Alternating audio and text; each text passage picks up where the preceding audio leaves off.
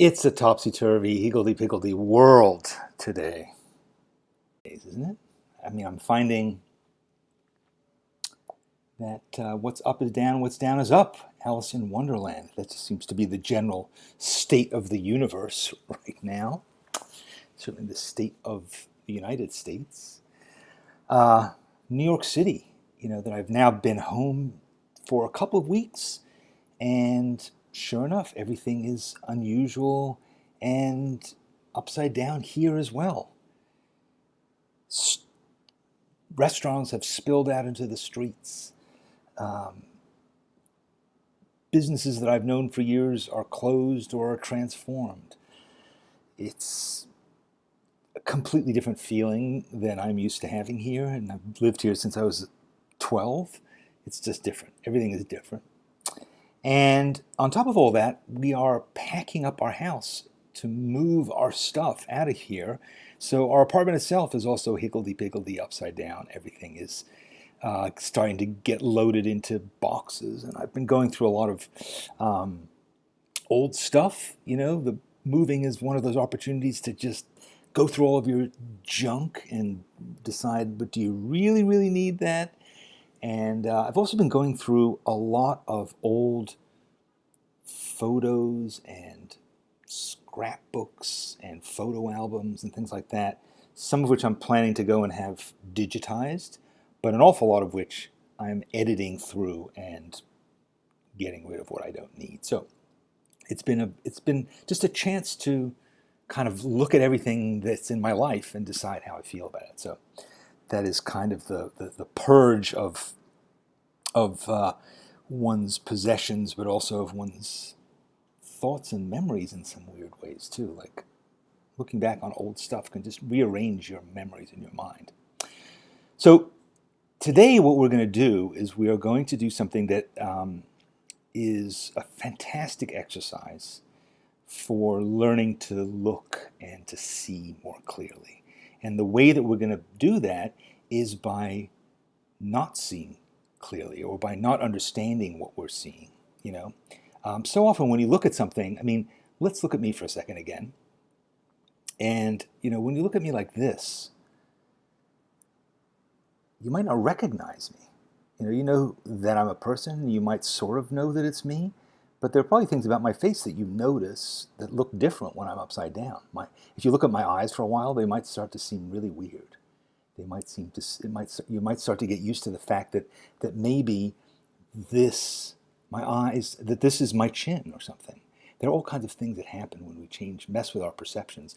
And messing with our perceptions helps us to gain control over them as well. And that's what this exercise is that we're going to be doing today.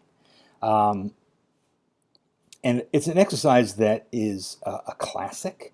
In fact, it comes, and the first time I ever encountered it, by the way, I'm going to take this away now, but you can, where is it? Here is where you can download the image that we're going to be drawing from, because we're going to be copying somebody else's drawing in order to do this exercise. So if you want to copy it, or if you want to download it, if you want to print it out, you can, but I'll also put it on the screen. So if you don't have it, don't worry about it. I will share something with you.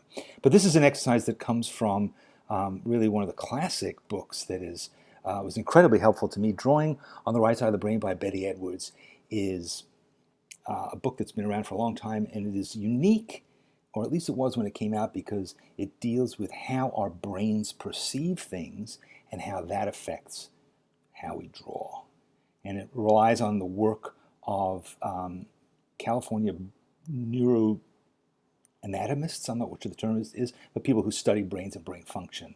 And they influenced Betty Edwards, who was an art instructor, and she transformed these theories into a way of looking. And it's been incredibly useful to me, and I have shamelessly stolen from it. Well, not completely stolen, because I do always acknowledge and champion her work, but my book, How to Draw Without Talent, contains this exercise as well, a variation that I've done. It's not exactly her exercise, but it's my own version of that. So anyway, it's a fantastic thing. And basically what it is we are going to take a drawing and copy it. Now, at first you're saying to yourself, if you've cheated and you've looked at this picture and you've looked at it right side up, you're saying, what are you talking about, Gregory? There's no way that I'm going to be able to draw this. Let's talk again in about half an hour, because I think you are going to amaze yourself. Because this exercise is fantastic at getting rid of that part of your brain that says exactly what I just quoted you as saying, the part of your brain that doesn't really allow you to see clearly because it overprocesses everything. So the concept here is we want to get past the function of our brain that takes things and puts them into categories. We're constantly inundated with data, visual data that's coming in, streaming in constantly into your eyeballs from the world. Huge amounts of information. And your brain deals with that by reducing things into categories and into pigeonholes. And so that is great for dealing with reality. It's not as great when it comes to drawing, because we develop these shorthand, pigeonholed terms and visual ways of identifying things and processing them. So for instance, an eye is something that we think we know what it looks like. A nose is something we think we know what it looks like, and we think we know how to draw it. We have a shorthand way of drawing it. You know, an eye might just be a circle with a dot in it. A nose might be just like the number L, or an upside down 7. We have these shorthand ways of doing it. But when we actually see, when we start to see like artists, we go beyond that shorthand. We stop using those tricks and tips, and instead we see what really is there. And this exercise is taking this drawing, turning it upside down, and forcing us to look at it as it really is. We might sort of recognize that's an eye, but then we say, I can't really process it. It doesn't fit into the pigeonhole properly. So I'm forced to go past that mechanism and look at it for real. You'll see how this works. You're skeptical now. You think that I'm crazy. I can tell you that there are many, many people who have literally never drawn since they were 6 or 7 years old and are now big old adults, and they do this exercise and they blow themselves away with it. I've seen it many, many times, and it will happen to you. And in fact, if you draw quite a lot, it's even better.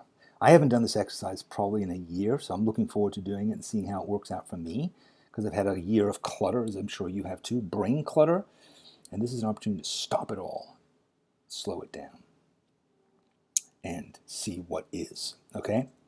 What else?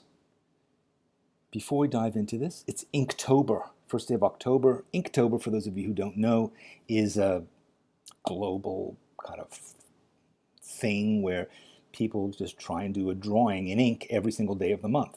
long 31 day a month, 31 drawings, and they share it on social media. I personally have never really done it. Most months are Inktober for me. I like to draw in ink. But if you want to do today's exercise in ink, I would recommend it. I would recommend that you draw this with a pen, because we're going to just slow down. You're not going to need to erase and correct. That's not the point of this. Because in the end, I don't want you doing a perfect drawing. I don't want you having that as a goal. I want you to see now, here, there. So, Inktober, excellent. I know that some of you, Thistle, I know that you and others have dove into that on the first day of Inktober. That's fantastic. What else? Some of you are going to be joining our workshop today, Cooking Up Ideas. First time we're meeting is this evening, so I'm really looking forward to that. We're going to meet again, have another session of it on Saturday, and a feedback session on Sunday. If you haven't signed up for it, too late. You had ample time, and now we're moving on. We're getting ready for the next workshop in our series, so we will be talking about that later. Okay, good. So that's enough. Let's move on to, let me get my my other camera set here. Here we go. So, all right.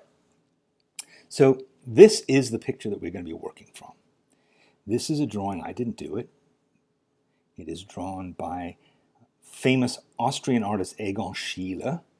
I've always loved Egon Schiele. I think he's a master of so many different things, but his contour drawings are just spectacularly beautiful, and this is no exception. This is a drawing of his wife, Edith, or Edith Schiele. She was his muse. He drew her in all different kinds of ways and painted her beautifully. She is part of art history now, forevermore. She and Egon were both victims of the Spanish flu epidemic, 1919. So, and I think it was October 28th that she passed away from the Spanish flu. She was 6 months pregnant with a baby that would have been maybe the next generation of Sheila's, but she passed away, and 3 days later, Egon Schiele also passed away. And they were quarantined, I guess, in their apartment, and he spent those days drawing her while he succumbed, and he passed away too. Tragic story, but I don't want to think about Egon or Edith that much right now. And the reason is I don't want to think about the fact that this is what it is. Egon Schiele, E-G-O-N, Schiele, S-C-H-I-E-L-E, Egon Schiele. And so we're not going to think about that. We're just going to think about this as a set of lines that we're going to copy. Okay, that's really what's key to this, is to just start at the top. That's what I'm going to do. I'm going to start at the top, and I'm going to work my way down. I got a brand new pen here, one of my favorite Tombow pens, and start at the top. Let's see if I can get enough of my page so you can see it all. All right. So here we go. So get ready to do this with me. Don't worry about the fact that you've cheated and looked at this drawing, at this photo already, and you've said, "Oh my God, this is crazy." And it doesn't matter if you run out of space. Nothing really matters. It just matters that we stop and look, and just don't think about what these things are that we're drawing. You know, in fact, I'm going to probably keep my eyes mainly on Egon Schiele's drawing and not so much on mine, because I'm just kind of copying his. It's what we would call a blind contour drawing. We've done those before. And, you know, so you just tell yourself, this is what this shape is. It seems to kind of go down here a bit, goes out a bit here, it goes down, and there it is. That's that shape, right? And then I take this piece across, I go down, comes down here, arcs back, goes in. I think that's correct. Yeah, that looks right. And then I go to this corner, and this is all we're going to do. We're going to spend, I don't know, let's see how long this takes us. I would estimate 15 to 20 minutes probably. 15 to 20 minutes, and you are going to amaze yourself. I promise you. This will be, if you've never had this experience before, you will look back on this and you will say, oh, I always remember how shocked I was by what I was able to do. Because the cool thing about this is, even if you screw it up, don't worry about it. You know why? Because you're drawing it upside down. Of course it's going to suck. Don't worry about that. That is not important. All that matters now is slowing down, driving your little pen car around these different roads and saying, okay, what do I see here? I see this little rectangle, and then I see this little thing over here. And now I come back to this part, and I see there's a little line there. And so I'm going to go on a little bit longer, and there's this sort of oval shape here. And now this line takes me back, and then it bows out a bit, and then it curves back into that kind of oval. And then there's another line here that goes kind of parallel to that. And it runs alongside, and then it meets up at that oval. And now I'm going to go back down to the beginning of that line again. I'm going to draw it here. I'm going to draw this. This is all about trust. Can you learn to trust your body, your eyes, your hands? Worry less about your brain, and just let your body do its job. Because it'll amaze you. It can do this. It's not that hard if you break it down into these individual, incremental little tasks. It understands how to do each of these individual stages. And there might become a time where you go, oh, that's too fat. That's too far away. And then suddenly you'll realize, no, it was actually in the right place. I shouldn't have second-guessed it. I should have just let it happen, because actually it was right. There was another thing I hadn't noticed that happened right over there. You'll see there's all kinds of adventures that you will have as you do this, and all kinds of discoveries and revelations that will make you say, you know what? I've got to stop and just let these things happen, because they're amazing when they do. I mean, this is the true joy of drawing, is the mystery and the magic that happens sometimes when you let it. So try and be completely in the moment. Don't be at the end of the journey when you say, I know this is going to suck. Don't go there. Just stay here right now and draw each of these individual little shapes.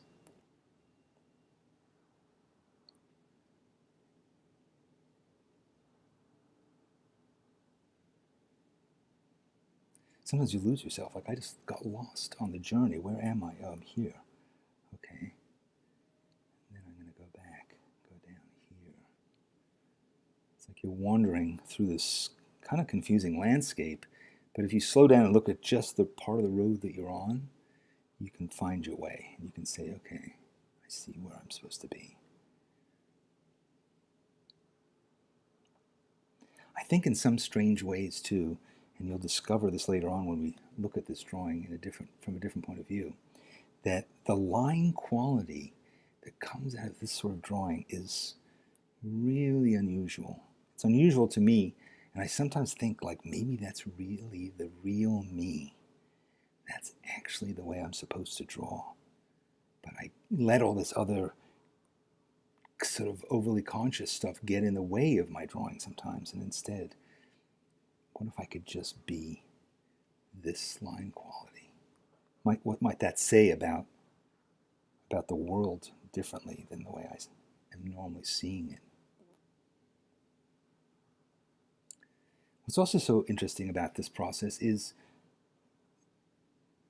we're traveling on a road that Egon Schiele also took. He took this same road a century ago when he drew Edith, and his journey, his eyeballs traveled on this same road that we're now on. This is a very particular journey that is not that we're sharing with him. We are, in some ways, it's like remember that movie Being John Malkovich, where characters were able to go inside of John Malkovich's body and inside of his head and experience things as him. In some ways, that's what we're getting to do. We're getting to actually experience and see this scene through his eyes. And that was always a fantasy of mine when I was a kid. Like, wow, imagine if you could do that. Imagine if you could suddenly be inside somebody else's body, but also what if you could be inside somebody from another time and place? That's what happens when you copy very deliberately, line for line, the work of a great master. You start to become part of the same decisions that they made. You start to decide things or to see why they decided to do it that way. That's why you'll often go to museums and you'll see art students sitting there copying from the original. It's really important for them to copy from the original. I mean, you can certainly do this exercise as we are from a upside down JPEG on a computer screen, but I think when you're drawing from the actual original work, it's even more kind of an authentic experience.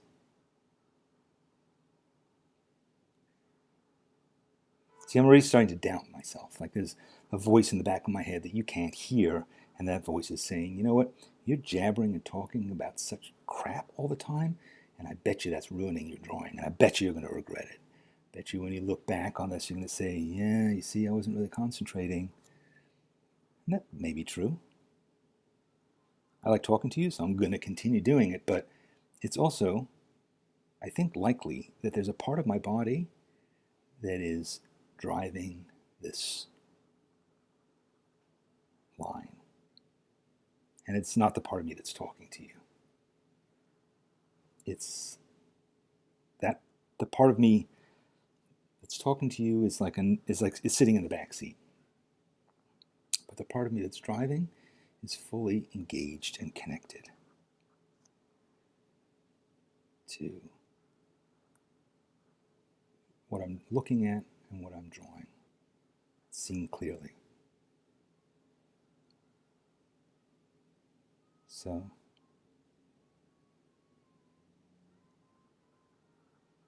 but it's also possible that that is bullshit and that I'm actually completely screwing this up. This is just an endless dialogue that's going on in the back seat of my art car here. It's crowded back here. There's the monkey, there's the anxious worrywart, there's Egon Schiele, there's Edith. We're all sitting back here, second guessing that brain that's driving.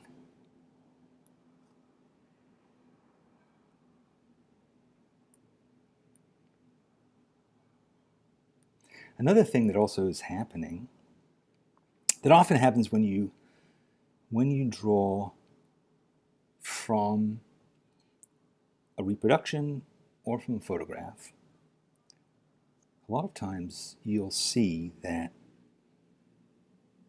you're introducing distortion because the drawing that you're doing is on a separate plane, a different plane than the thing you're drawing. So one of them can be distorted by perspective.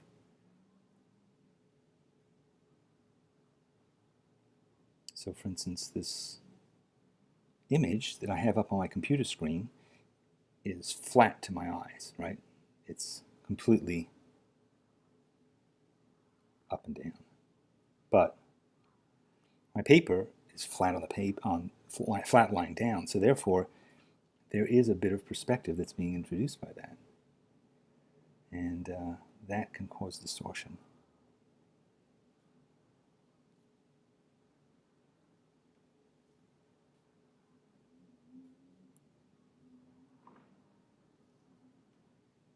So when you get long lines that are unbroken, you can misjudge the length of them because they're distorted.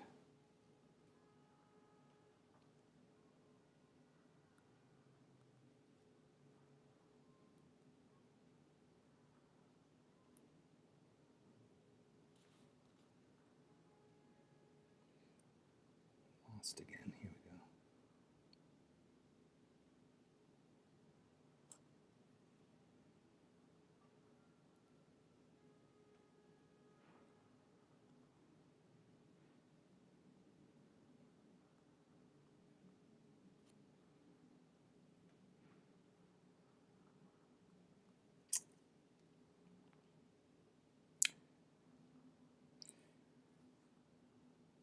And the being lost is actually kind of good because it really means that I have no idea what it is I'm drawing.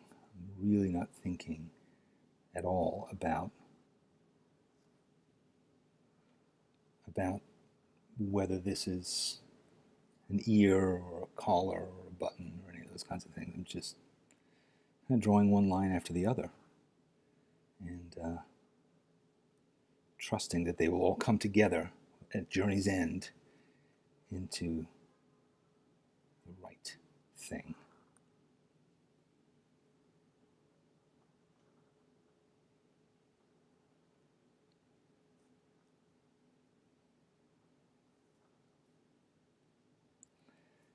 It's helpful to have a line to then drive alongside of, like I am now. But I actually, oh, that's wrong. That line is this line. You see, I accidentally added another line. I didn't need it. This line is this line. Okay, fair enough. We'll just ignore that line then. You can also see that there are lines that Sheila drew confidently and with one go. And then there are lines like what I'm drawing now where it seems like, was he correcting these lines? Was he struggling with that? Or maybe he wanted to have just a bit more tone. I mean, this is a contour drawing, doesn't really have tone, but, you know. Egon Schiele too made mistakes. I mean, he was an incredible draftsman. I think he drew an awful lot.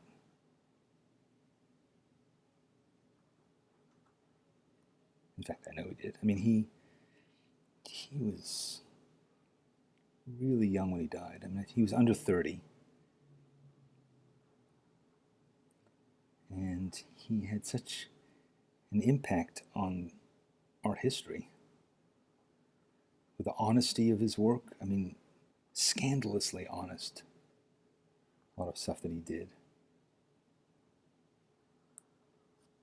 I think that's what appealed to me about him when I was like 15 or so, when I first discovered him.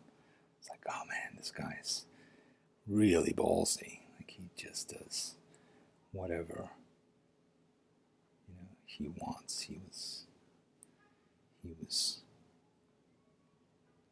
at one point he was drawing, I'm not sure if I have the story entirely correctly, so if I'm wrong, feel free to correct me, but he was drawing his neighbor's children,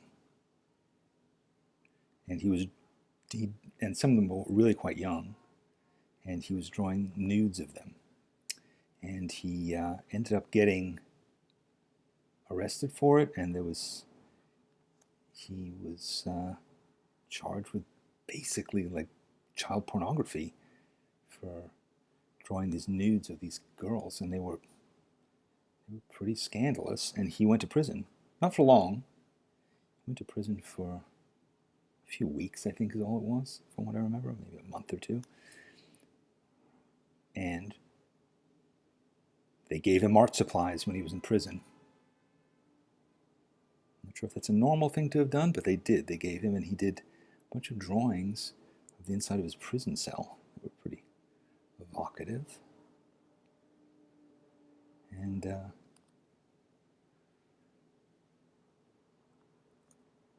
I guess one of the good things that came out of that episode. But I don't know that much about the details of it, but it sounds a little seamy. And who knows what happened with those girls and how they fared as a result of it, but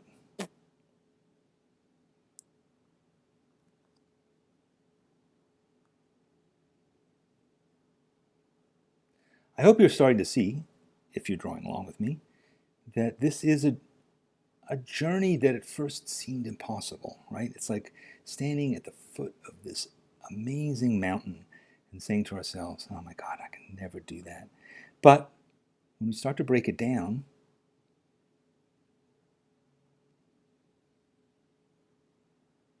into individual little pieces and lines, it somehow becomes manageable. And we somehow say to ourselves, you know what, I think I can do this.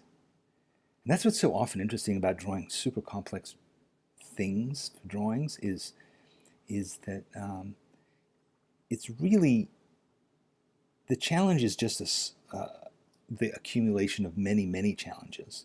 And having some perspective on that can be really give you the energy and the will to carry on. You know what? I think, no, I didn't. I still have some lines here that I didn't do. I'm eager to turn this over. I bet you are too. You know, it's like, wow, I want to see what it looks like. What does it look like? But you see, hopefully you've had this experience that I've described at the beginning, that you don't really know what this looks like. You do know what all the individual pieces look like because you drew them, but you don't know what the assembly of it will look like when it gets meaning. That is what's going to happen when our brain looks at this thing turned around, and our brain's going to say, oh, I know what these pieces are. But right now, your brain isn't entirely sure. And so that's why we're able to do it. Okay, you ready? Here we go. Interesting. Interesting. You know, I actually don't even quite remember what this looks like right side up.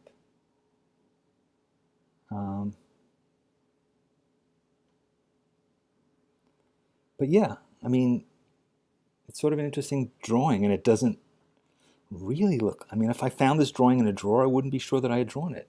And in fact, I kind of didn't, right? Egon Schiele did. So, anyway, this is what I did, and I'd love to see what you did. You see, Lenore says the hands were challenging, and my suggestion would be they weren't hands. They were a series of little rectangles, ovals, parallel lines. And if you thought about them as hands, which I'm not going to pretend I was never aware of them being hands, but I was really less and less thinking about that part of it, you know. And I realize now, did I leave out a line or two? I might have left a line or two out. So yes. So hopefully you, like Maria, I'm hoping Maria was amazed by her own drawing, not by mine. You know, but I think if you are amazed, I'd love to know. Lenore's looks like her neck hurt. Yes, her neck is kind of arched out. I agree. I made her neck, I think, a lot longer than it probably is. Now that I look at the distance between here and here, on Sheila's drawing, it's much shorter. So, yeah. Was Sheila left-handed or right-handed? I have no idea. Ask Wikipedia. That would be a good question. The pen I'm using is it's a Tombow. It's a great pen. It's a manga pen, a WSBH. It's called. They call it a calligraphy pen. It sort of is. But what's great about this pen is, you see, you can get these thick lines and you can get these thin lines. So I love this pen, and I've bought many of them, and it's particularly sweet when it comes right out of the package. So, all right. That was fun. That was really interesting. I hope you felt that way too. Try doing this again. I have to tell you one thing though. You can't do this with a photograph. I mean, you could try. It's about lines. And as soon as you do it with a photograph, I don't know, I've tried it, it's just not the same. If you look at How to Draw Without Talent, my book, let me just put it up here. In this book, I have a copy of it somewhere around here. Let me hold on a second, let me grab one.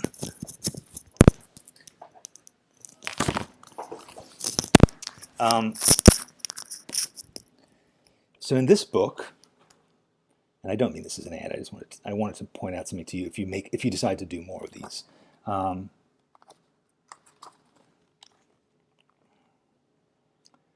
So this is the drawing that I use in here.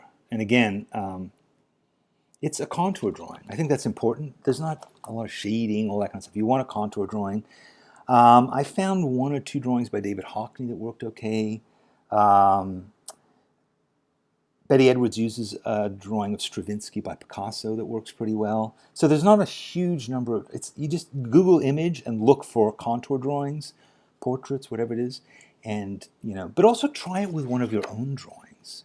Take one of your own drawings. Like, it would be interesting, kind of a weird Xerox sort of way, to now do a drawing of this drawing, and then a drawing of that drawing.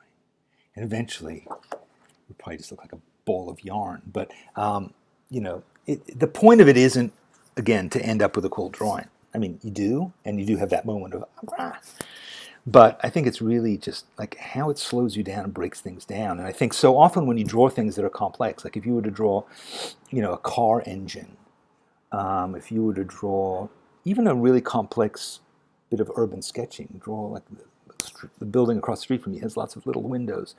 But I think organic forms work better because they're less predictable. You don't say it's a square, it's a square, it's a square.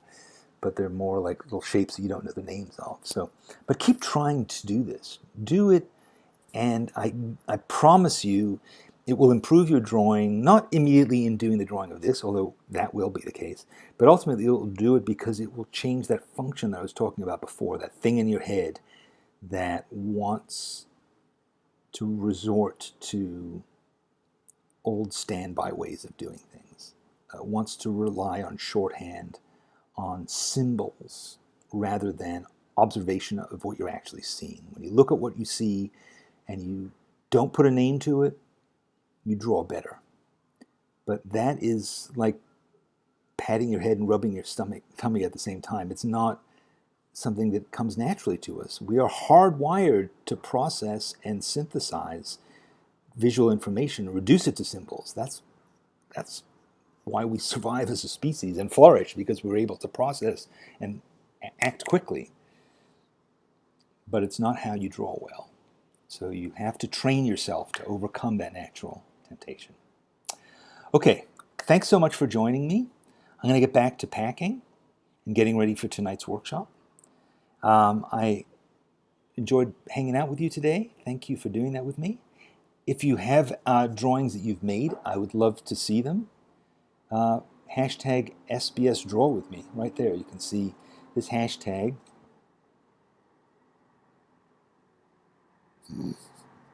This hashtag, if you share it on Facebook, Instagram, whatever, and you put the tag on it, I'll be able to check it out and see. And if you're in the schoolyard, all the better, put it there. One other thing I want to say to you is just a reminder that if you'd like, you can text me. You can text me and I will text you. Just about every day I send out a little bit of inspiration, a little idea I've had, a drawing I've done, a thing I've found that I thought was cool, and I send it out via text to you. Try not to be too intrusive. You can ignore it if you want to. If you want to text me back and tell me that you liked it or suggest something else, you can do that. But it's really me, and I'm really there, and I'd love to hear from you. And finally, I also want to tell you about, this is not working out well, I want to tell you about a thing that I have called Danny's List. And Danny's List is this. It is a regular email that I send out every week. I'm sending one out tomorrow. And on that email, I just write an essay about stuff I've been thinking about creative problems, about observations about the way that the world seems to be working, suggestions on how to improve your drawing, all kinds of things like that. It's free. All you have to do is sign up and I'll know where to send it to you, and I'll be able to email you and send you that. Let me make that black. Why should it be yellow? Yes, so there it is. So Danny's List. So, all right, so you can text me. I can email you. I mean, it's virtually limitless, isn't it? It's extraordinary what we can do together. And of course, you can join me each week here on the YouTube Broadcasting Network, where I will be drawing with you and we'll be doing stuff like we did today. Generally designed not to be terribly hard. Who wants to do stuff that's hard? Too lazy for that. But, fun. And that's about it. And also, another thing is, if you do sign up for this, or for my texting thing, or if you subscribe to this channel, then in advance you will know where exactly to come for this show, and also you'll know where to download reference images like we had today. Today you might have had to do it during the actual program, but if you know about it in advance, you can download it in advance. But it's always noon Eastern Standard Time. Thank you. Have a nice day. Have a nice weekend. Do some drawing. And I'll see you next week.